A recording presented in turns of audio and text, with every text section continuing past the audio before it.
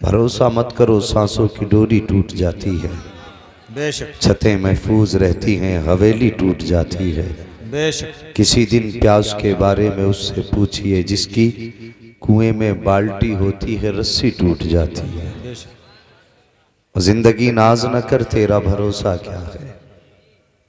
वो लोग गौर करें जी जो समझते हैं हम यहाँ हमेशा के लिए आए हैं। जिंदगी नाज न कर, तेरा भरोसा क्या है। आदमी रेत की दीवार है, रखा क्या है। आदमी रेत की दीवार है, रखा क्या है। ओ भाई घर से निकला करो, बिस्मिल्लाह पढ़ के निकला करो।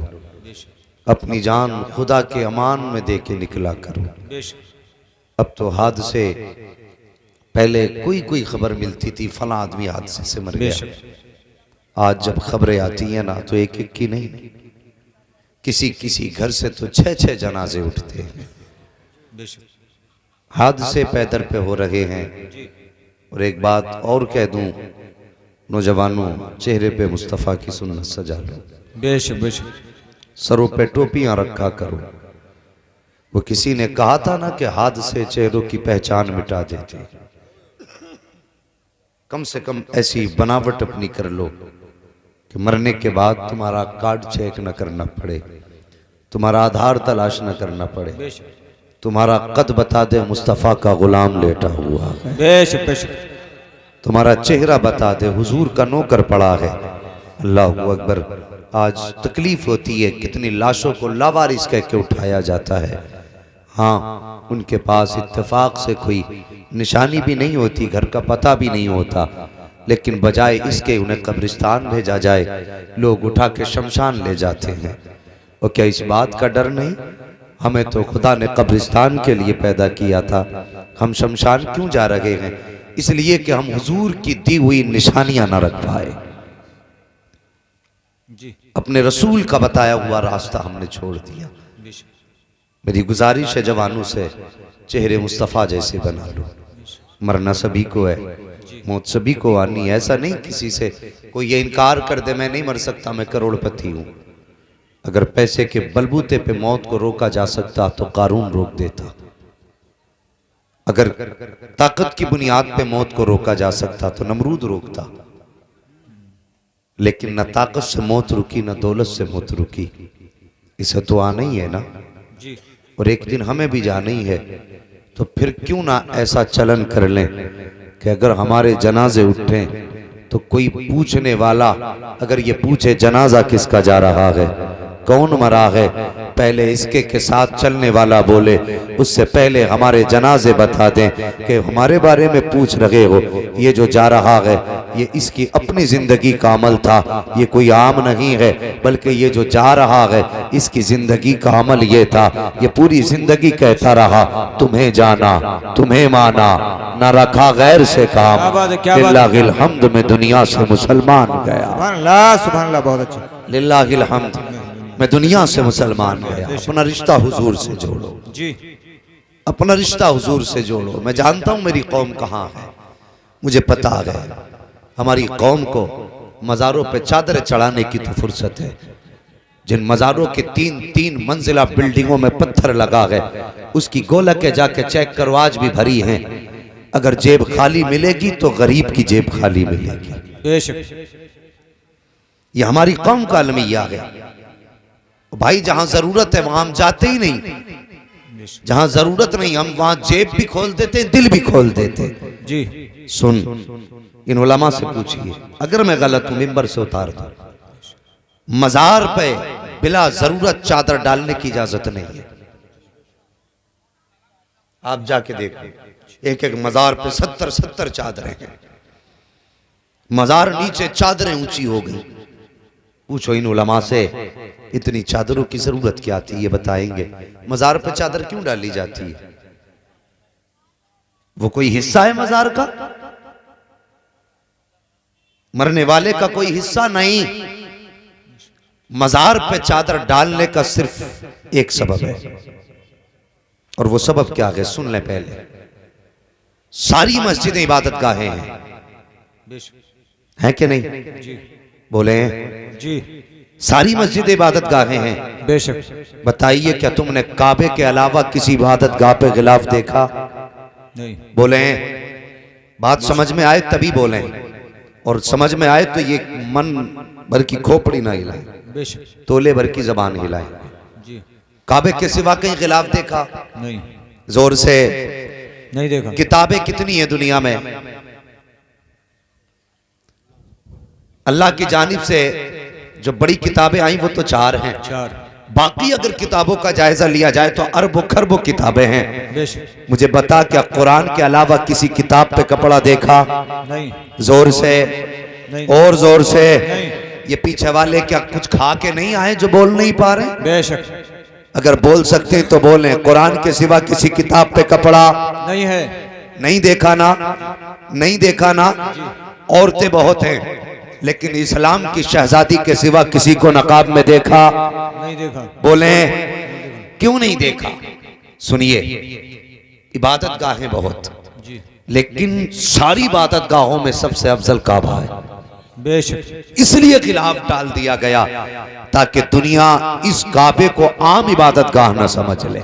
बेशक। इसलिए खिलाफ डाला गया। आगे बढ़िए, किताबें बेशुमार हैं, जी। लेकिन सिर्फ कुरान पे खिलाफ इसलिए चढ़ाया गया कि अगर हजारों किताबें रखी हों तो टाइटल पढ़ने की जरूरत ना पड़े, नाम की जरूरत ना पड़े, खिलाफ देख के पता लगा ले ये किताब दुनिया की सबसे अजीम किताब। बेशक। बेशक। बेशक। सुभान अल्लाह। इसलिए कुरान पर खिलाफ चढ़ाया गया, कुरान पर जुज़दान चढ़ाया गया। औरतें बहुत हैं, सबकी बेटी इज्जत के लायक हैं, लेकिन खुदा की कसम महबूब ने अपनी उम्मत की बेटियों को जो नकाब की पर्दे की तलकीन की वो बिला वजह नहीं, बल्कि इसलिए फरमाया कि जब जमीन पर ये मेरी कौम की बेटी चले, मेरे कलमा पढ़ने वालों की शहजादी चले, तो पूछने की जरूरत ना पड़े कि सिख की बेटी जा रही है, ईसाई की बेटी जा रही है, हिंदू की बेटी जा रही है, या किस धर्म के मानने वाले की बेटी जा रही है। हुजूर ने फरमाया जब हमारा कलमा पढ़ने वाली बेटी घर से निकले तो बदन पे नकाब डाल ले, ताकि पूछने की जरूरत ना पड़े, देखने वाला जान जाए ये कोई आम नहीं, मुस्तफा के गुलाम की बेटी गुजर के जा। क्या बात है। नारे तकबीर, नारे रिसालत, मसलके आला हजरत फैजाने हुजूर ताजुल शरिया मुफ्ती हम्माद रजा साहिब किबला। इसलिए बेटी को नकाब पहनाया गया ताकि वो दुनिया की बाकी औरतों से मुमताज हो जाए। कुरान को इसलिए खिलाफ पहनाया गया ताकि वो दुनिया की बाकी किताबों से मुमताज हो जाए। अल्लाह अकबर। काबे को इसलिए खिलाफ पहनाया गया ताकि वो बाकी घरों से मुमताज हो जाए। मुझे बता तो सही, तुमने 70 चादरें क्यों लाके चढ़ाई हैं? क्या तुम्हें गरीबों का सिसकना नजर नहीं आया? क्या तुम्हें यतीमों का रोना नजर नहीं आया? और यार अगर कब्रों में वलियों की कब्र को मुमताज ही करना था तो एक कब्र पर एक चादर काफी थी, बाकी कब्रों से मुमताज करने के लिए। और यार हमने 70 कब्रें चढ़ा दी, काश क्या ही अच्छा होता एक चादर मजार पे चढ़ाते, बाकी के पैसों से किसी यतीम की जेब भर देते, किसी गरीब के खाने का इंतजाम कर देते। और यार हमारे पास फोन आते हैं, कितनी गरीबों का ये फोन आया कि कम से कम इतना पैसा दे दो, हमारे बच्चे के दूध का इंतजाम हो जाए। और रोना आता है हमारे पास इतना पैसा है कि हम बिला वजह बर्बाद करते हैं। और कभी उन गरीबों से पूछो तो बच्चों को कैसे तसल्ली दे के सुलाते हैं। जिनके घर में दूध का पैसा नहीं है वो बच्चों को कैसे सुलाते हैं। जिनके घर में खाने का राशन नहीं है वो बच्चों को कैसे सुलाते हैं। जिनके पास इलाज का पैसा नहीं है और कभी उनसे भी जाके पूछ, जिन्होंने सर्दियों में बच्चों को जमीन पर लटा दिया, उन्हें बच्चों का दर्द तो था लेकिन सर्दी दूर करने का इंतजाम न था, उन्हें बच्चों की बीमारी का एहसास तो था लेकिन इंतजाम न था। और तुझे खुदा का वास्ता मैं कहता हूँ सुन, अगर चादर एक भी चढ़ी तब भी काम चल जाएगा। जिस पैसे से तुझे ज्यादा चादरें चढ़ानी है वो पैसा जा करके किसी गरीब यतीम को दे दे, इधर यतीम मुस्कुराएगा उधर मदीने वाला मुस्तफा मुस्कुराने लगेगा। सुभान अल्लाह। नारे तकबीर, नारे रिसालत, मसलके आला हजरत फैजाने आला हजरत, रज़बियों की तकरीर, नबी के दुश्मनों की फूट गई तकदीर। ओ भाई मुझे बताइए, उन्हीं को जाम मिलता है जिन्हें पीना नहीं आता।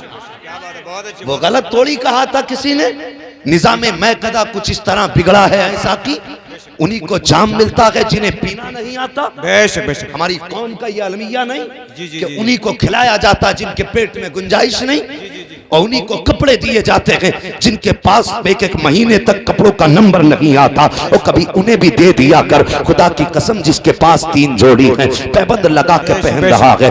मेरी कौम में तुझसे कुछ बात करना चाहता हूँ। अंदाज़े बयां मेरा बहुत शौक नहीं है, शायद कि उतर जाए तेरे दिल में मेरी बात। मैं कोई खिताबत के जौहर दिखाने नहीं आया, मैं कोई खतीब नहीं हूँ, बस मुस्तफ़ा के दीन का अदना सा खादिम हूँ। हुजूर की उम्मत तक दर्द दिल लेके जाता हूँ, बस यही सोच करके कि बरके हिना पे लिखता हूँ मैं दर्द दिल की बात। शायद कि रफ्ता रफ्ता लगे दिल रुबा के हाथ। मुझे बता तो सही मेरी कौम, आज दीन की बका मदारिस से है, आज इस्लाम का परचम बुलंद मदारिस से है। आज दुनिया मदारिस के पीछे पड़ी है। कोई कहता मदरसा बंद कर दो, कोई कहता कुरान की आयतें निकाल दो, कोई कहता कुरान पे बैन लगाओ। मुझे बता तो सही, हर कौम कुरान के पीछे है, और कुरान कहाँ पढ़ाया जाता है? कुरान मुस्तफा के घर में पढ़ाया जाता है। जाओ जाकर के कभी मदरसों के चाय से लिया करो। ओ यार 6-6 महीने हो गए कुरान पढ़ाने वालों की तनख्वाह नहीं मिली है, 1-1 साल हो गया है कुरान पढ़ाने वालों के घर के अंदर राशन का इंतजाम नहीं है। आज तुझे बताऊं जन्नत कैसे मिलती है।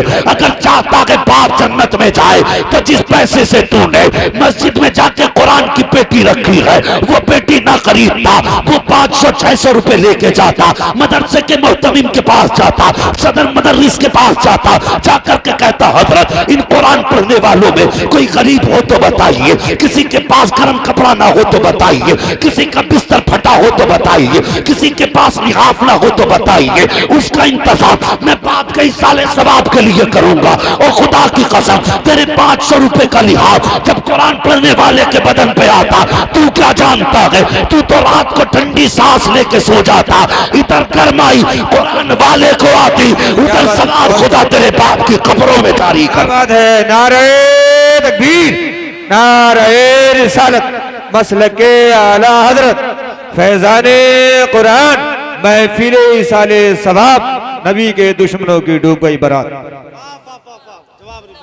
और मुझे बता क्या मैंने गलत कहा? उन्हीं को जाम मिलता है जिन्हें पीना नहीं आता। और कभी जरूरतमंदों की जरूरत समझा करो। जहां हक है वो कहा था कि हक ब हकदार रसद, जो मुस्तहिक है उसे हक पहुंचना चाहिए। अमल कीजिए इन बातों पे। ये कोई मैं तुमसे नारे लगवाने नहीं आया, और ना मैं इस चीज का ख्वाह रहता हूं कोई खड़े होकर नारा लगाए और मेरे नाम के झंडे बुलंद हों। ओ यार कभी मेरा नाम ना लिया करो नारों में, इसलिए कि नौकरों के कभी नारे नहीं लगते। जब भी नौक नारे लगते आकाओं के नारे लगा करते। बात है, बहुत अच्छे। नारा लगे सिर्फ हुजूर का नारा लगे, हमारा नाम ना लो। हम तो उनकी ठोकरों पे पले हैं। खुदा की कसम ये उनकी नालैन की तलवे से लगने वाली खाक की बरकतें हैं कि अल्लाह ने हमें दुनिया में चमका दिया है। नहीं, हम आपके नारों से मशहूर होना नहीं चाहते। मशहूर होने के लिए मुस्तफा की गुलामी काफी होती है। बेशक बेशक। तक बिके न थे तो कोई पूछता न था, तुमने खरीद कर हमें अनमोल कर दिया। सुभान अल्लाह, बहुत अच्छे। यार जो हुजूर का हो जाए। बेशक। फिर मैं बस आपसे कुछ बातें कहने आया हूँ। भाई जाकिर साहब ने बुलाया, जी जी, इन्होंने मेहनतें की, और मौलाना शुएब साहब के जरिए बुलाया गया, और बस मैं आपके यहाँ आया। मैं चाहता हूँ इस कुछ देर में अपनी कौम से कुछ काम की बातें कर जाऊं। हाँ, पूरी जिंदगी हो गई हमें लंगर खाते हुए, अल्लाह की नेमतें खाते खाते। अगर नहीं आया तो हम लोगों को उसके शुक्रिया अदा करने का सलीका नहीं आया। बेशक। उसकी नेमतों का शुक्रिया अदा किया करो। हाँ, आज एक बाप के इसाले सवाब के लिए महफिल सजी है। जवान बैठे हुए हैं, बच्चे भी बैठे हुए हैं, कुछ सफेद दाढ़ी वाले भी बैठे हुए हैं। खुदा की कसम ये रिश्ता बड़ा अनमोल है। जी जी जी जी, ये बड़ा अनमोल रिश्ता है। इस रिश्ते की कोई कीमत नहीं। अक्सर जो लोग ये समझते हैं ना कि मुझसे सिर्फ माँ प्यार करती है, बाप प्यार नहीं करता, वो गलत सोचते हैं। अगर इस रिश्ते में प्यार ना होता ना तो कभी हजरत आदम औलाद के अपने बेटों के लिए आंसू न बहाते। अगर इस रिश्ते में प्यार ना होता तो हजरत याकूब हजरत यूसुफ के लिए रो रो के अपनी आंखों की बिनाई ना खोते। इस रिश्ते में अगर सच्चाई ना होती तो मेरे हुजूर अपने बेटे को याद करके आंसू न बहाते। पूछो इन उलमा से आज इस रिश्ते की हमें कदर नहीं। जी जी बड़ी आसानी से कह देते मेरे बाप को मुझसे प्यार नहीं। सुन जवान, प्यार बाप को भी बहुत है। तू कैसे फैसला कर देता कि मेरे बाप को प्यार नहीं, माँ को प्यार है? ऐसे ही की तरह दुख देख के माँ एकदम रो देती है, बाप रोता नहीं। यही तो वजह है ना जिससे हमें लगता है बाप को प्यार नहीं। सुन, प्यार बाप भी कम नहीं करता है। अगर माँ रोती है तो करवटें बाप भी बिस्तर पे बदलता है, लेकिन वो रोता क्यों नहीं? इसलिए कि वो बाप है। खुदा ने उसे हिम्मत की दौलत दी है, उसे जब्त की ताकत अल्लाह ने दी है, वो बर्दाश्त कर लेता है। बेशक। और माँ चूंकि नर्म दिल वाली होती है इसलिए रो देती है। कभी ये मत कहना कि बाप को प्यार नहीं। अल्लाह अकबर, बाप का रिश्ता कभी समझना हो हुजूर की ज़िंदगी से देख। मेरे हुजूर की गोद में एक तरफ हज़रत इमाम हुसैन है, दूसरी तरफ मुस्तफ़ा का शहज़ादा। और कितनी बार ये बात सुनी, लेकिन सिर्फ मज़े लेके गुजर गए। एक तरफ बेटा, एक तरफ नवासा। जिब्रील आ गए, सलाम अर्ज़ किया, कहने लगे हुजूर इन दोनों में कौन सा प्यारा है? हुजूर मुस्कुरा के कहने लगे जिब्रील मुझे तो दोनों ही प्यारे हैं। बोल दो सुभान अल्लाह। सुभान अल्लाह। मुझे तो दोनों प्यारे, मुझे तो दोनों प्यारे, दोनों ही प्यारे हैं। बेशक। जिब्रील कहने लगे आका तब तो रब का पैगाम है महबूब, जो तुझे प्यारा है वो मुझे प्यारा है। बेशक बेशक। अगर तुझे दोनों प्यारे तो फिर मुझे भी दोनों ही प्यारे। बेशक। चल एक काम करते हैं। महबूब ने फरमाया क्या? एक अपने पास रख ले, एक मुझे दे दे। अब बता किसे रखना है, किसे भेजना है? अब चूंकि हुजूर करबला भी जानते थे, बेशक। और कोई गैब क्या तुमसे निगाह हो भला? बेशक बेशक बेशक। जब ना खुदा की सुभान छुपा अल्लाह। तुम पे करोड़ों सुभान अल्लाह, दुरूद। क्या बात। वो कितने बदबख्त हैं जो बेशक, कहते हैं कि बेशक। हुजूर को अगर इल्म गैब था तो हुसैन के लिए दुआ करबला के लिए क्यों नहीं की कि अल्लाह इस हादसे से बचा देता। मैं कहता हूं जालिम, तूने सुनी नहीं? हुजूर ने कितनी दुआएं दी थी पता नहीं। बस मैं तो अपने बुजुर्गों से सुन के यही समझता हूं और यही कहता हूं, जो इश्क नबी छोड़ के पढ़ते हैं बुखारी, आता है बुखार उनको नहीं आती बुखारी। बेशक बेशक। ये मिजाज है लोगों के, इनके ये उल्टी सीधी बातें कभी पढ़ लिया करें जी, तो कम जी, से जी। कम कुछ अकल लग जाए। जी, हकीकत। अभी उधर नहीं जाना है। बात पाकों की है, महफिल भी पाक की है, और जातें भी सब अच्छी आई हुई हैं, तो फिर बातें भी अच्छी हो जाएं। क्या ख्याल है आपका? तैयार है थोड़े से? तैयार हैं। बेशक। और पीछे वाले ने फिर गर्दन हिला दी भाई। अब के खड़ा कर दूंगा अगर किसी ने गर्दन हिलाई तो। बेशक। अब तालीम का दौर है भाई, तालीम का। अब भी गर्दन से हिलाई जाएगी, बात जवाब दिया जाएगा।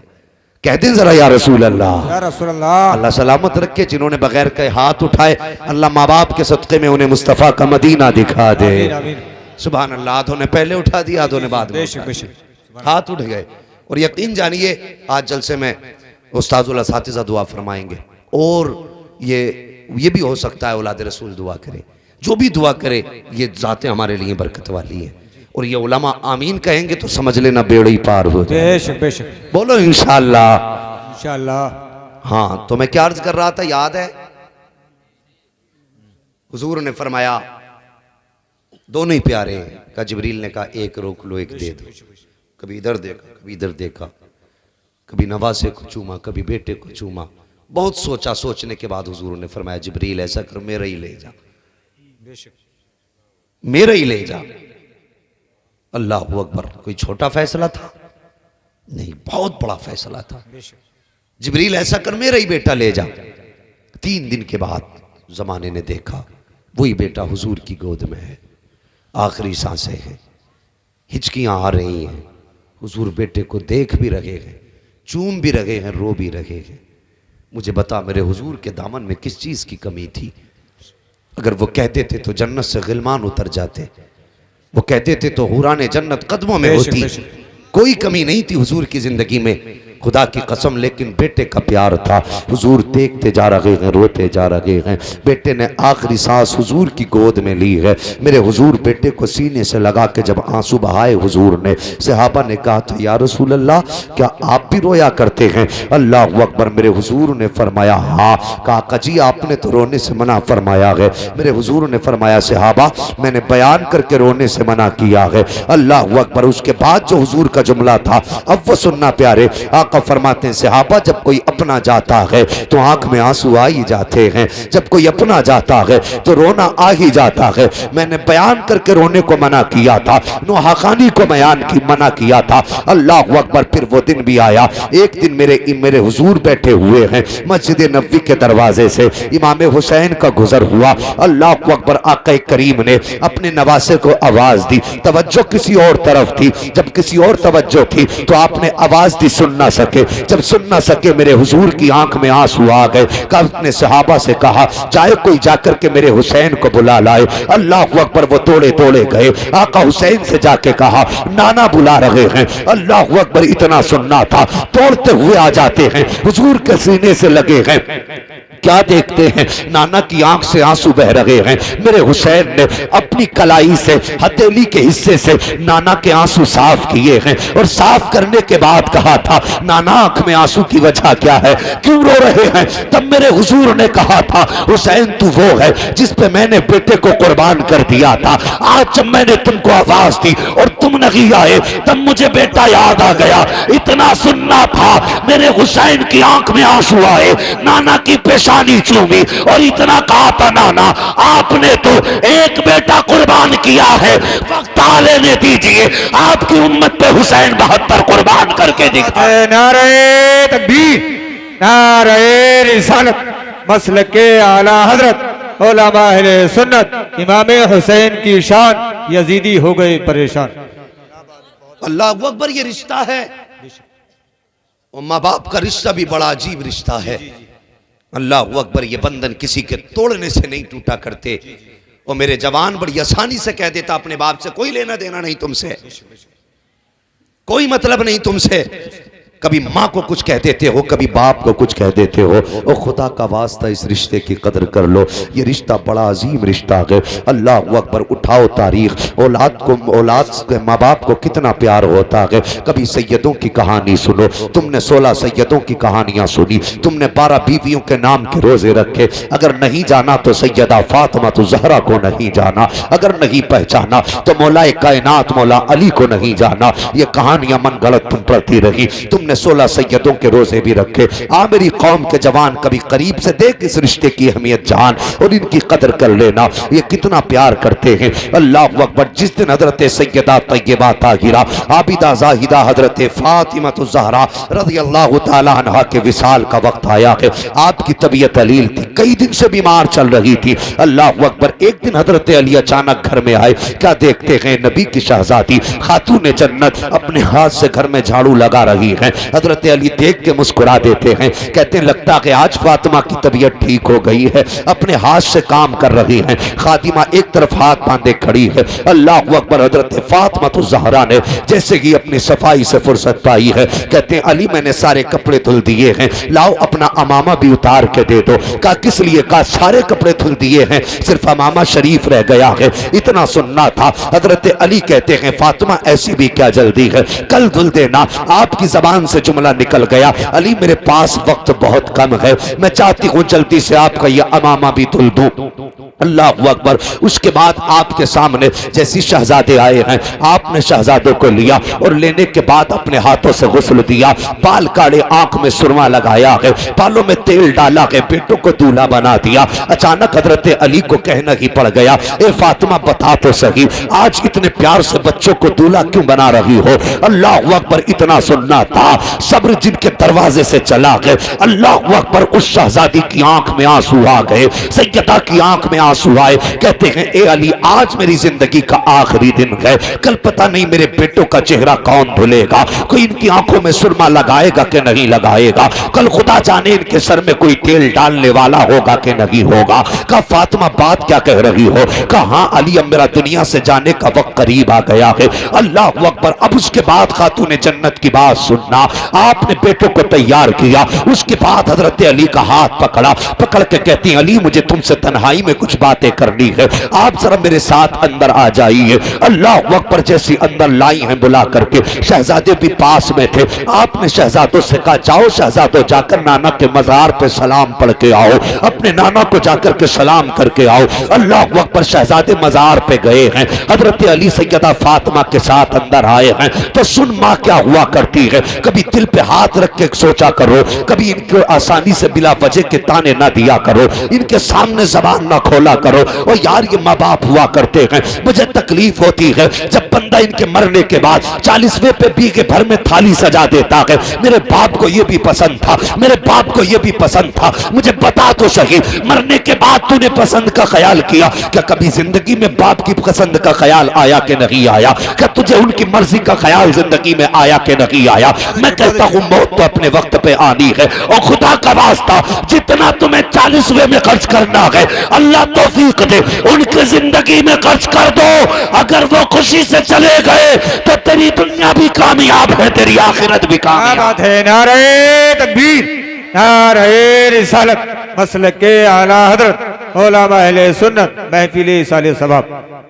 आज 40 को खिलाऊंगा, जी जी, आज 50 को खिलाऊंगा। मौलाना आना, गरम रोटी मिलेगी। आज मौलवी को गरम रोटी क्यों खिला रहा है? ताकि तेरे बाप को सुकून मिले। और मुझे बता, जब जिंदगी में बाप ने गरम रोटी मांगी थी तब तेरी बीवी ने क्या जवाब दिया था? ये तब भी तो तेरा बाप था। जब इसने कहा था बेटे मुझसे पतली रोटी नहीं कटती, तब तूने इस बाप के लिए क्या किया था? जब इसने कहा था बेटे अब मेरी खुराक 5 रोटी नहीं, अगर 1 रोटी मिल जाए मगर ताजा मिल जाए तो शायद कुछ दिन और जी जाऊं, तो तूने क्या जवाब दिया था? तूने कहा था मरना तो आज मरो, जो तुम्हें जवानी में शौक पूरे ना हुए बुढ़ापे में पूरे करोगे। खुदा की कसम, अगर आज भी जवानी जैसे दांत होते ये तुझसे गरम रोटी ना मांगता। जी जी जी, बेशक। इसने तो पूरी जिंदगी तुझसे अपनी खिदमत का अजर मांगा ही नहीं। बेशक। कभी तुझसे कीमत मांगी हो तो मुझे बता, हकीकत। कभी तुझसे अपनी मेहनत के लुक्मों का बदला मांगा हो तो मुझे भी बताना। खुदा की कसम, ये कब्र तक चले जाते हैं, कभी अपनी मेहनतों का अजर नहीं मांगा करते। जी जी जी, बेशक। है कोई इतने बड़े मजमे में कोई बता दे कि मैंने बाप की मेहनत का अजर दिया? और यार मेहनत उसने पूरी जिंदगी की, तू तो उस रात की कीमत नहीं दे सकता जिस रात तेरा बाप सर्दी में बगल में हाथ दबा के आधी रात में जाके मंडी में खड़ा हुआ था और सिर्फ इसलिए कि तेरा शौक पूरा करना था। खुदा की कसम, अगर अपने पेट की बात होती तो वह आधी रोटी से भर लेता, जाके आधी रात में मजदूरों की मंडी में खड़ा नहीं होता। बेशक बेशक, हकीकत। सोचा करो कभी इनके बारे में, कितनी आसानी से रिश्ते अलग कर देते हो।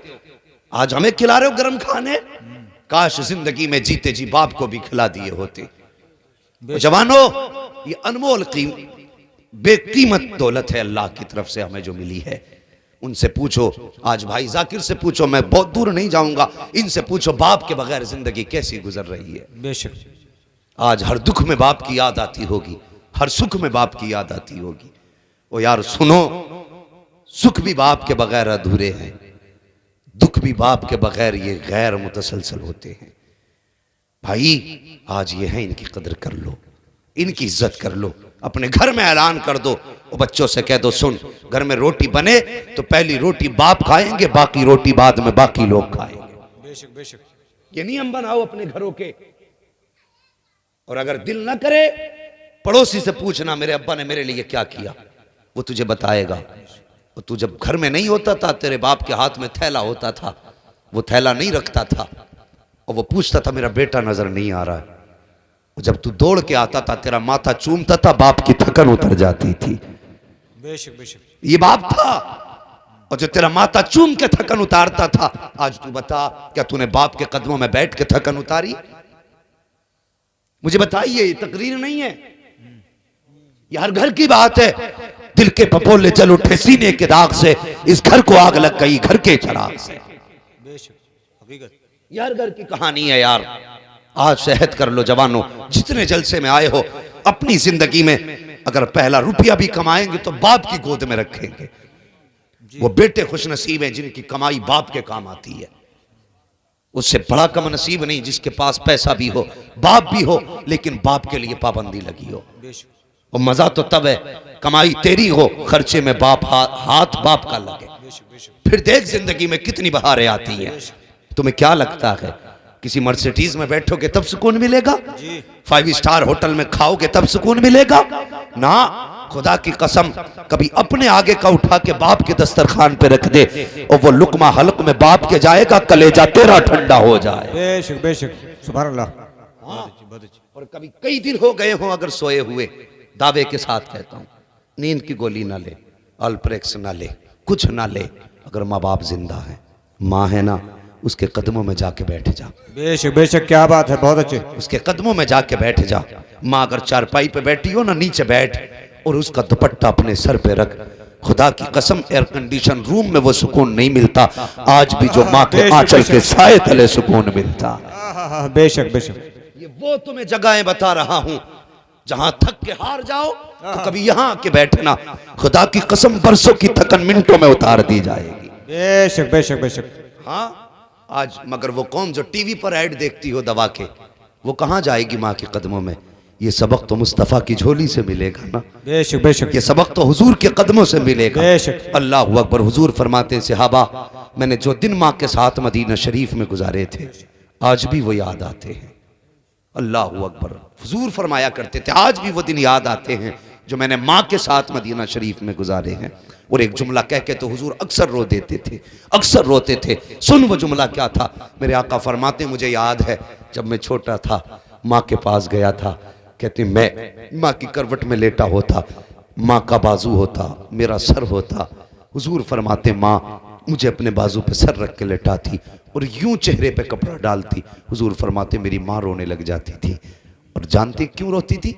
हुजूर फरमाते, वो ये कहती थी, या अल्लाह, बेटे के बाप का साया तो पैदा होने से पहले ही ले लिया, मेरे अल्लाह अगर मुझे भी मौत आ गई तो मेरे बेटे का सहारा कौन बनेगा? बेशक बेशक, क्या बात। और यार ये माएँ होती हैं जी। हुजूर फरमाते, मेरी माँ ये कह के रो दिया करती थी, मुझे बता तो सही, अगर माँ को औलाद से इतना प्यार है तो औलाद को माँ से कितना प्यार होना चाहिए। और यार बिस्तरों में लेटो, तुम्हारी मर्जी है, आ रहा है सर्दी का मौसम, जाओ, अगर गलत कहता हूं तो 4 गांव का सर्वे कर लेना। 4 गांव के सर्वे न कर सको तो अपने गांव का सर्वे कर लेना। अगर गांव का भी सर्वे न कर सको, एक मोहल्ले का सर्वे कर लेना। जाकर के देखना, कभी बेटे का कंबल चेक करना, कभी बाप का लिहाफ चेक करना, और वो कमरा देखना जहां पे बेटा लेटता है, कभी उस कमरे को जाके देखना जहां पे बाप लेटा करता है। ये जवान बाप को ऐसी जगह लेटा देता है जहां पे हवाएं छन के आती हैं, और खुद ऐसी जगह सर्दी में बंद होता है जहां पर गैस निकलने की जगह तक नहीं होती है, ऑक्सीजन तक नहीं आती है, कार्बन डाइऑक्साइड बाहर नहीं जा सकती। और यार हम ऐसी जगह बंद हो गए, बाप को हमने चढ़ाके पर डाल दिया। और कभी इसका कंबल देख, ऐसा कंबल होगा कि जवानी में पसीना आ जाए। और कभी बाप का लिहाफ उठा के देख लेना, इतनी जगह से रूई टूटी मिलेगी कि देखो तो ऐसा लगता है जैसे दिन में बादल होने लग गए हों। और मुझे बता तो सही, गरमाई की बाप को ज्यादा जरूरत थी, सेफ्टी को बाप की ज्यादा जरूरत थी, और तू तो बंद हो गया। बाप को तूने मैदान में डाल दिया। और कितने बूढ़े तो ऐसे हैं जो सर्दी बर्दाश्त न करके दुनिया से चले जाएंगे, ये ठंड मौत का बहाना बनेगी। और तुझे खुदा का वास्ता, अगर तेरे सीने में दिल जिंदा है तो सर्दी को मौत का बहाना न बनने देना। खुद जाके खुले में सो जाना, अपने बाप को अंदर सुलाना। खुदा की कसम, इधर बाप का दिल खुश होगा, उधर पैदा करने वाला खुदा तुझसे राजी हो जाए। सुभान अल्लाह। नारे तकबीर, नारे रिसालत, मसलके आला हजरत फैजाने हुजूर ताजु शरिया, माँ की दुआओं में है ये असर, और बाबा फरीदुद्दीन को जंगल में मिली शकर। खैरियत है? अभी थके तो नहीं है? नहीं। नाराज भी नहीं है? नहीं। बातें कड़वी तो हैं लेकिन सच्ची जरूर है। सच्ची है ना? अल्लाह तौफीक देना, पैसा ना भी हो, अगर मजदूरी करते हो ना तो थोड़ी सी मेहनत ज्यादा कर लेना। और एक कंबल अपने बाप के लिए नया लाना है, और बाप से कहना, अब्बा याद है? बेटे कौन सी बात का? एक दिन मैंने जूते मांगे थे, तुमने ओवर टाइम ड्यूटी करके मेरा ख्वाब पूरा किया था, आज मैंने मेहनत ज्यादा करके तुम्हारी जरूरत का इंतजाम कर दिया है। खुदा की कसम, बाप बाप होता, दिल खुश हो जाएगा। वो कीमत तो अदा नहीं कर सकते हम बाप की ना, मगर कम से कम दिल को ठंडक तो पहुंचा सकते हैं। दिल ठंडा तो कर सकते हैं ना बाप का। बेशक। हर जवान अपने बाप के लिए नए बिस्तर का इंतजाम करेगा, बोलो इंशाअल्लाह। और जिसके पास पैसे ना हो वो मुझसे ले ले, मगर अपने बाप को ठंड में मुकम्मल इंतजाम दो। जी जी जी जी। हाँ, अगर वो बाहर लेटे तो कमरा उनके नाम कर दो, उन्हें अंदर लेटाइए, उनकी खिदमत कीजिए बेशक बेशक। और उन्हें यह एहसास दिलाइए हम बेटे हैं आपके, गैर नहीं। हमारे रवैयों ने हमारे माँ बाप को हमसे खफा कर दिया। कभी कभी तो ये कहता है ना, जब मजबूरी में बाप को ये जुमले बोलने पड़ते हैं कि मुझे तो लगता ही नहीं ये मेरा बेटा है। ये जुमले भी बाप को बोलने पड़ते हैं, पता कब? जब बाप जेब से दवा का पर्चा निकाले और बेटे से देख के कहे पिछली बार खांसी की शीशी ला के दी थी, बड़ा सुकून था बेटे, इस बार की ठंड में ये दवा ला देना। और बाप का पर्चा देख के बेटे की आंखें अगर लाल हो जाएं और वो ये कह देता है ना कि तुम्हें पालूं कि बच्चों को पालूं, तो फिर बाप को ये कहना पड़ता, लगता है ये मेरा बेटा ही नहीं है। जहां तुम अपने लिए 1800 की जैकेट खरीदोगे, वहां बाप को खांसी का सिरप सर्दी में जरूर ला के देना। इस मौसम में बूढ़े लोगों को खांसने की शिकायत होती है। ये जरूरत बता रहा हूं घर की। पता चला तुमने मस्जिद का पूरा मीनार बनवा दिया, अब्बा को एक सिरप ही ना ला के दे सके, अल्लाह कयामत में पूरा मीनार कंधे पे रख के कहेगा ले इसे लेके जा। अगर तू बाप का नहीं हो सकता तो फिर मेरा कैसे हो सकता है? क्या बात सच्ची कहता हूं। जी जी जी जी। माँ बाप की इज्जत करो, इनकी कदर करो। और फरमाया गया बड़ा खुशनसीब है वो बेटा जिसे मरते मरते माँ बाप दुआएं दे जाए। बेशक बेशक। क्या बात, बहुत अच्छी। समझ रहे हैं बात? जी जी जी। बड़ा खुशनसीब है वो बेटा जिसे मरते मरते माँ बाप दुआएं दे जाए। बात याद आ गई तो बता दूं, अल्लाह के पैगंबर हजरत सुलेमान अलैहिस्सलाम हवा में उड़ के जा रहे हैं, तख्त हवा के कांधे पे है, उड़ के जा रहे हैं, परिंदे साया किए हुए हैं, जिन्नात की फौज भी साथ है। आपने ऊपर से नीचे झांक के देखा, समंदर के ऊपर तख्त उड़ रहा था। आपने देखा मौजें उठ रही समंदर में, बड़ी तेज तेज मौजें। देख के हवाओं को हुक्म दिया जरा किनारे तो उतार दो। हवाओं ने नीचे उतारा। उतरने के बाद आपने कहा है कोई जो जमीन की तह में जाए और पता लगाए कि ये मौजें कहां से आ रही हैं? तो सब चुप थे। एक जिन था आगे बढ़ा, उसने कहा हुजूर मुझे इजाजत दे मैं देख के आऊं। वो गया, अंदर गया और जाने के बाद जहां से मौजें आ रही थी उससे दूर ही से लौट आया। आके कहने लगा हजरत जी मैं वहां तक पहुंच ही नहीं पाया जहां से वो मौजें उठ रही थी। तो कहा अब कौन जाएगा? हजरत आसिफ बिन बरखी आगे बढ़े, कहने लगे हुजूर मुझे इजाजत दें मैं जाऊंगा। आप गए, तह में गए, वहां पहुंच गए जहां से मौजें आ रही थी। आपने जाके देखा एक सफेद खूबसूरत महल है लेकिन चारों तरफ से बंद है। वापस आ गए, कहने लगे हजरत एक महल है जिसकी जगह से ये मौजें आ रही हैं। कहा उस महल में क्या? कहा हजरत बंद था। दिल में ख्याल आया देखूं उसमें है क्या। कहने लगे जाओ उस महल ही को बाहर निकाल के ले आओ। बेशक बेशक। कहने लगे ठीक है हजरत जाता हूं लेकिन 2-4 खादिम और भेज दे। कुछ जिन्नात और साथ लिए हजरत आसिफ बिन बरखिया चले गए। लाए उठा के हजरत सुलेमान के हाथ उठ गए। सुनना मेरी बात, हाथ उठ गए। कहने लगे या अल्लाह मैं चाहता हूं इसके अंदर क्या है मुझे दिखा। जैसे इतना हाथ उठा के कहा अचानक दरवाजा खुला। क्या देखते हैं? एक जवान बैठा है, एक नहर जारी है, एक छोटी सी बेल है और गर्दन झुकी आंखें बंद हैं, अल्लाह की इबादत कर रहा है। बोल दो सुभान अल्लाह।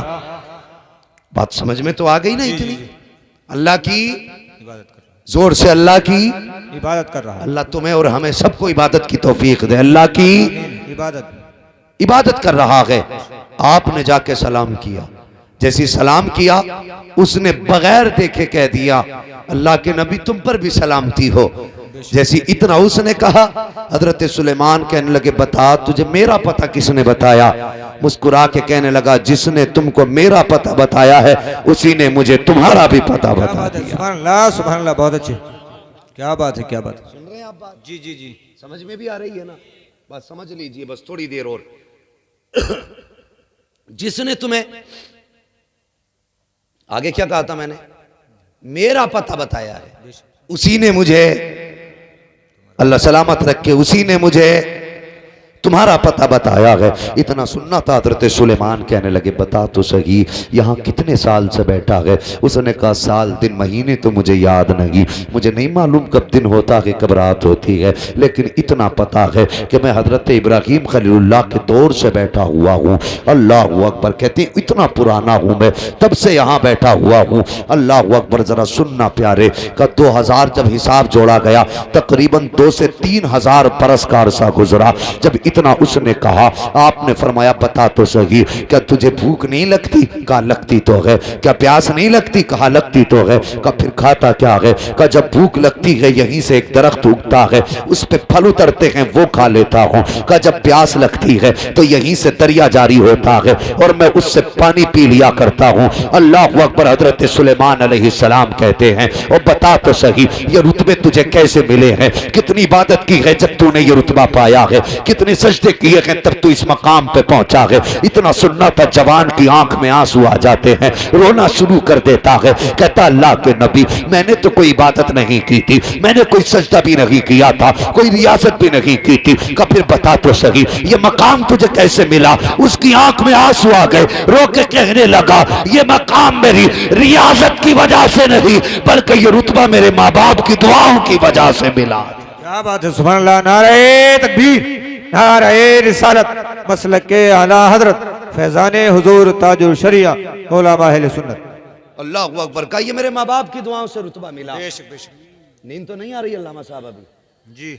जिम्मेदार लोगों का मुश्किल होता है बैठना। ये उलमा बैठे ये इनकी मेहरबानी है। ये कोई ना समझे ये इल्म वाले बैठे तो लालच में आए होंगे, नहीं ये मेहरबानी है इनकी, ये इनकी मोहब्बतें हैं। खुदा की कसम ये इतने मसरूफ लोग हैं, इन्हें 3 बजे उठ के कुरान पढ़ाना होता है, इन्हें 4 बजे उठ के ठंडे पानी से वजू करना रहता है। तुम भी नींद पूरी कर लोगे मैं भी कर लूंगा, लेकिन बताइए कब सोएंगे? ये इनकी कुर्बानियां हैं। अल्लाह इनको जज़ाए खैर दे। ये जितने आए हैं अल्लाह इनके रिस्क में बरकतें करे, इनके इल्म अमल उम्र में बरकतें अता फरमाए, अल्लाह सलामत रखे। आपकी उलमा से मोहब्बत बता रही है, आपने आमीन जितनी जोर से कहा है, मुझे पता आप कितना प्यार करते हैं। एक दुआ कर दूं आपके लिए भी। ये लोग आमीन कह देंगे तो काम बन जाएगा।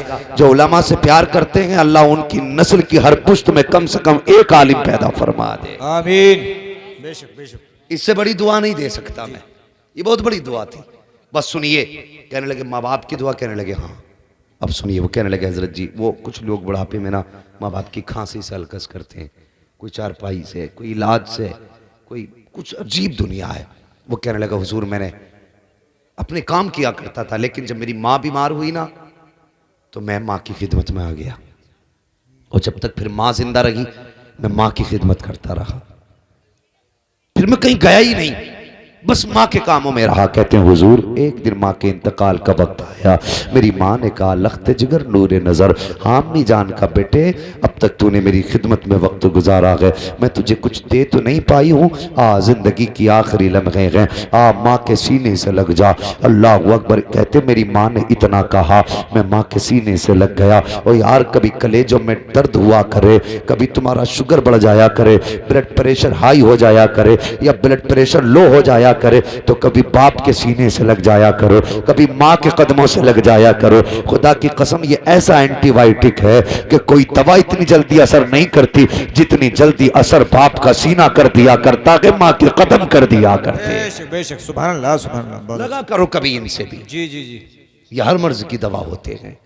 अल्लाह अकबर। माँ कहने लगी बेटे मेरे सीने से आके लग जा। कहते हैं हजरत जी मैं माँ के सीने से जाके लग गया। कहा जैसी माँ के सीने से लगा मेरी माँ के हाथ उठ गए। मेरी माँ ने हाथ उठा के कहा या अल्लाह ये पूरी जिंदगी मेरी खिदमत में रहा, आखिरी वक्त इसने मेरे लिए उतना खर्च किया, मेरे मालिक मैं तुझसे दुआ करती हूँ या अल्लाह अगर मेरे बाद ये बुरे काम करेगा तो दोज़ख में जाएगा, जब ये दोज़ख में जाएगा एक माँ का दिल टूट जाएगा, माँ कैसे गवारा करेगी मेरा बेटा दोज़ख में चला जाए। इसलिए मेरे अल्लाह मेरे बेटे को अपनी इबादत की तौफीक दे देना।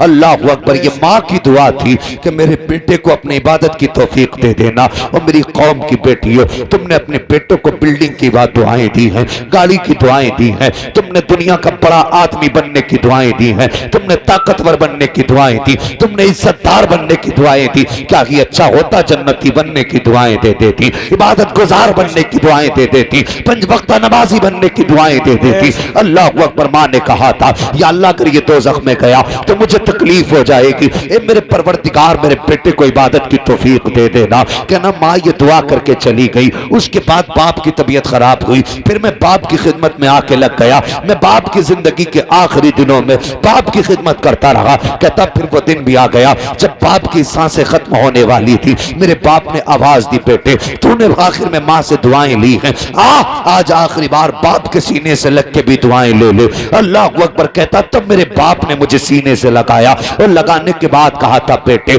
इबादत की दुआ मां दे के गई थी, लेकिन याद रखना हमने तारीखें पढ़ी हैं, बड़े बड़े इबादत गुजारों की इबादत शैतान ने छीन ली है, बड़े बड़े साजिदों के सजदे बेकार कर दिए हैं शैतान ने, बड़े बड़ों की रियाजतें छीन ली हैं शैतान ने। मां ने सिर्फ इबादत की दुआ दी है। बेशक हो सकता है बेटे कि तू इबादत गुजार बन जाए, लेकिन तेरी इबादत को शैतान छीन ले। कहता मैं तुझे एक दुआ दे के जाता हूं। कहा बाबा कौन सी दुआ? कहता मेरे बाप ने सीने से लगाया और एक जुमला कहा था, या अल्लाह इसको दुआ इबादत की मां दे के गई है, एक इबादत की दुआ ये बाप भी करना चाहता है। ए मेरे मालिक मेरे बेटे को ऐसी जगह इबादत की तौफीक देना जहां से शैतान का गुजर भी ना हो सके, शैतान पहुंच ना सके। कहता हजरत मैं उस जगह पे था जहां पर शैतान तो क्या उसकी नस्ल नहीं पहुंच सकती। तब हजरत सुलेमान ने कहा था फिर यहां कैसे आ गया? उसने कहा हजरत बाप के इंतकाल के बाद जब मन नहीं लगा मैं दरिया के किनारे घूमने के लिए आया। मैंने क्या देखा, खूबसूरत महल है। मैं इस महल के अंदर गया, फिर दरवाजा बंद हुआ, फिर पता नहीं था मैं कहां था, किसे चला गया, कितने दिन रहा। हजरत सुलेमान कहते हैं पता तू समंदर की तह में था, क्या तुझे डर नहीं लगा कि तू समंदर की मौजें डुबा भी सकती है? उसने कहा था हजरत जी जिनके साथ मां की दुआएं होती हैं वो डूबा नहीं करते, अगर डूबते भी होते हैं तो किनारे लग जाया कर। बात है, नारे तकबीर, अल्लाह अकबर, या रसूल अल्लाह, जिंदाबाद जिंदाबाद, अल्लाह अकबर, अल्लाह अकबर। ये माँ बाप है जी जी जी, और यार इनकी दुआएं ले लिया करो। बेशक मरा फिर यार किसी किसी के गले में हजरत इतना मोटा तावीज है, इतना मोटा तावीज घंटे के घंटे लटकाए घूम रहा गले में। मैं कहता हूं दावे के साथ सुबह शाम माँ बाप की दुआएं ले लिया कर, खुदा की कसम किसी तावीज की जरूरत नहीं पड़ेगी।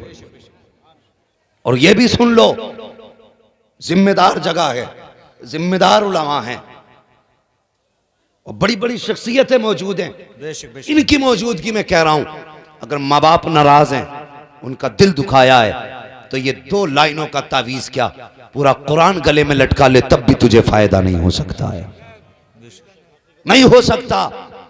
और अगर माँ बाप राजी सिर्फ बिस्मिल्लाह पढ़ के गले में डाल, खुदा की कसम सिर्फ बिस्मिल्लाह तेरी जिंदगी के लिए काफी हो जाए। बेशक बेशक, वजीफे पूछे फिर या वजीफा बता दो, कैसे नींद ना रही, आगे कहां से? अम्मा अब्बा की नींद उड़ाए बैठा और खुद वजीफे ढूंढ रहा है।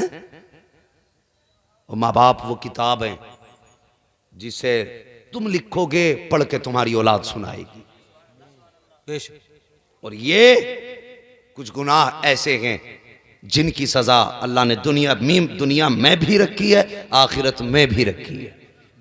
और उन्हीं में से गुनाह माँ बाप की नाफरमानी है, माँ बाप की नाफरमानी। आज बंदा जानते हो चिल्लों में जा रहा है, लंबे लंबे कह रहा मैं जा रहा हूँ तबलीग करने, अम्मा रो रही है घर में, वो तबलीग करने मरा जा रहा, पता नहीं किन्ने फजीलत बता दी अम्मा को, रोता हुआ छोड़ के चिल्ले पे जा, मस्जिद में जाके सो, अम्मा चटाई बिसोना सब लिए घूम रहे अभी, जिनको निकाला मस्जिद नबी से नबी ने वो फिर रखे हैं आज भी बिस्तर लिए हुए, जी जी जी, लिए घूम रहे। मैं स्टॉप के टहल लिया मनहूस, जी जी जी, हुजूर की बारगाह में एक सहाबी आ गए, कहने लगे हुजूर मैं जिहाद पे जाना चाहता हूँ, क्या करोगे?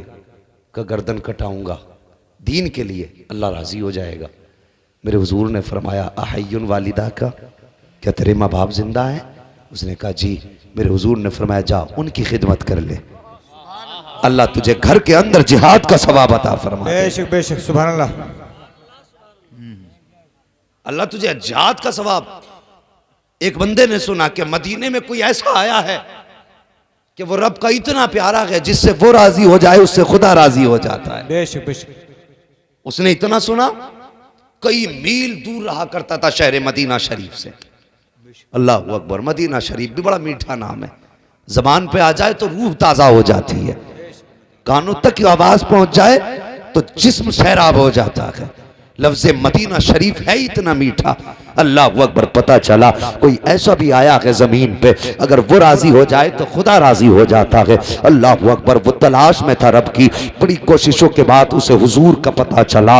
अल्लाह अकबर। इकलौता था माँ बाप का, मेरे हुजूर की बारगाह का सफर किया। कई दिन सफर करने के बाद मुस्तफ़ा के कदमों में पहुंचा। हुजूर से जाके कहने लगा, और प्यारे रब के लाडले बता तो सही, मैंने ये सुना है जिससे आप राजी हो जाते हो उससे खुदा राजी हो जाता है। मेरे नबी ने फरमाया, सच सुना है तूने, जिससे मैं राजी उससे खुदा राजी। कहा मैंने भी इसी कोशिश में आया हूं, आप बताइए आप कैसे राजी होंगे? कहा क्या करोगे? कहा आपको राजी करके खुदा को राजी करना है। मेरे हुजूर फरमाते हैं क्या तेरे माँ बाप हैं? उसने कहा हाँ है। कहा किस हाल में छोड़ा है उन्हें? वो कहता हजरत रोते हुए छोड़ के आया हूं। कहा क्यों? कहा उनका इकलौता बेटा हूं, वो जाने की इजाजत नहीं दे रखे थे, मैंने रोता हुआ छोड़ दिया। हुजूर फरमाते हैं जा वापस चला जा, मेरी खिदमत में रखने की जरूरत नहीं है। जिन्हें रोता हुआ छोड़ के आया है उनके लबों पे हंसी लौटा दे, अगर वो राजी हो गए तो मोहम्मद भी राजी हो जाएगा, मोहम्मद का खुदा भी राजी हो। क्या बात है। नारे तकबीर, नारे रिसालत, मसलक के आला हजरत, नबी के गुलामों की शान, जन्नत के हैं मेहमान। अब्बा की खैर नहीं, पीरों के नीचे सोना बिछा रहे हैं। जी जी जी। भाई तेरा सबसे बड़ा पीर तेरा बाप है,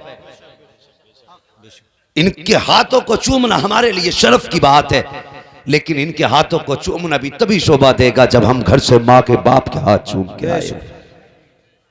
जी ये तुम्हारे लिए सबसे बड़ा पीर। मैंने कहा था नसीब वाले हैं वो बेटे जिनको आखिरी वक्त में माँ बाप दुआ दे जाते, बड़े नसीब वाले हैं। और हुजूर ने फरमाया सुनो, जो बेटा ऐसा होगा जिसको आखिरी वक्त में माँ या बाप हाथ उठा के दुआ कर दे, हुजूर फरमाते हैं कयामत में सब जन्नत ढूंढेंगे और मैं उस गुलाम को ढूंढूंगा जिसने आखिरी वक्त में माँ बाप की दुआएं ली होगी। जी जी जी।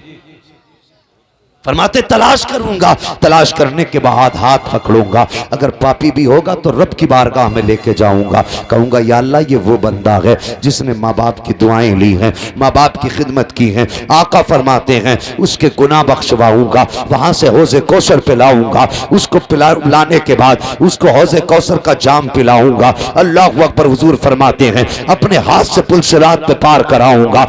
आका फरमाते हैं मैं उस वक्त तक सुकून से नहीं रुकूंगा जब तक उस बंदे को हाथ पकड़ के जन्नत में दाखिल नहीं फरमा दूं। सुभान अल्लाह, सुभान अल्लाह। बहुत अच्छी। और यार वो तो निहायत सस्ता सौदा बेच रहे हैं जन्नत का, हम मुफलिस क्या मोल चुकाएं, अपना हाथ ही खाली है। बेशक बेशक बेशक। अल्लाह तौफीक दे। माँ बाप हैं तो आज जाना उनके कदम जरूर चूमना, बेशक बेशक। उनके कदम चूमना, फिर देखना सुबह की बहारें अलग होंगी। जी जी। अगर नाराज हैं तो उन्हें मना लेना, अगर ये रूठे तो फिर कुछ नहीं मिलने वाला, अगर ये राजी हैं तो सब कुछ तुम्हारे लिए है। बेशक बेशक। हाँ, और अगर चले गए हैं माँ बाप तो उनके नाम पे इसाले सवाब की महफिलें मुनक़िद करें। हाँ, आज भाई जाकिर साहब के वालिद मरहूम, क्या नाम है, मरहूम इसराइल अहमद साहब, आज उनकी कब्र में जब फरिश्तों ने जाकर के सवाब के नेकियों की वो जो गठरियाँ खोली होंगी, उन्होंने कहा होगा अभी कब्र में अंधेरा था, उजाला कहाँ से आ गया? तो फरिश्तों ने कहा हो मुबारक हो, ऐसा बेटा छोड़ के आया है जो तेरे आने के बाद आज अल्लाह और उसके रसूल के चाहने और मानने वालों को बुला के मदीने वाले की बातें कर रहा है। बेशक बेशक। हाँ, और ये माँ बाप सिर्फ जमीन के ऊपर दुआ नहीं देते, ये जमीन के नीचे भी दुआएं देते। बेशक बेशक।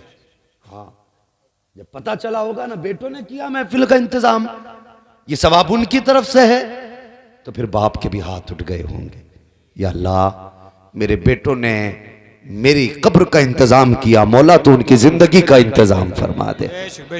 फिर देख जिसके हक में बाप दुआ कर दे, खुदा की कसम फिर तो बेड़े ही पार हो जाते। माँ बाप की दुआएं लेने की कोशिश करें, इनकी खिदमत करें। फरमाया गया वक़ज़ा रब्बुका अल्ला ताबुदू इल्ला इय्याह व बिल वालिदैनि इहसाना। तुम्हारे रब ने फैसला फरमा दिया कि तुम्हें इबादत सिर्फ अल्लाह ही की करनी है, और अल्लाह की इबादत के बाद जो काम करना है फरमाया माँ बाप की फर्मा बरदारी और उनके साथ हुस्न सुलूक से पेश आना है। क्या मतलब है? आप पूरी रात क़याम में खड़े रहिए और सुबह तुमने इस हाल में की कि तुम्हारे माँ बाप या तुम्हारी माँ या तुम्हारा बाप तुमसे नाराज़ है, अल्लाह पूरी रात की इबादत मुँह पे मार देगा। फरमाएगा जब तेरा बाप ही तुझसे राज़ी नहीं तो मैं तुझसे राज़ी क्यों हो सकता हूँ। इसलिए इबादत के साथ माँ बाप की फर्मा बरदारी ज़रूरी है। करेंगे इंशाअल्लाह, इंशाअल्लाह, बोले इंशाअल्लाह। और मैं कहता हूँ अपने रब के करम पे भरोसा करके, हुजूर का उम्मती हूँ, इस वजह से फ़ख्र से ये बात कह रहा हूँ। उनकी उम्मत में होने पे फ़ख्र है मुझे, अपने महबूब की उम्मत में बनाया मुझको, शुक्र किस तरह करूं मालिक व मौला तेरा।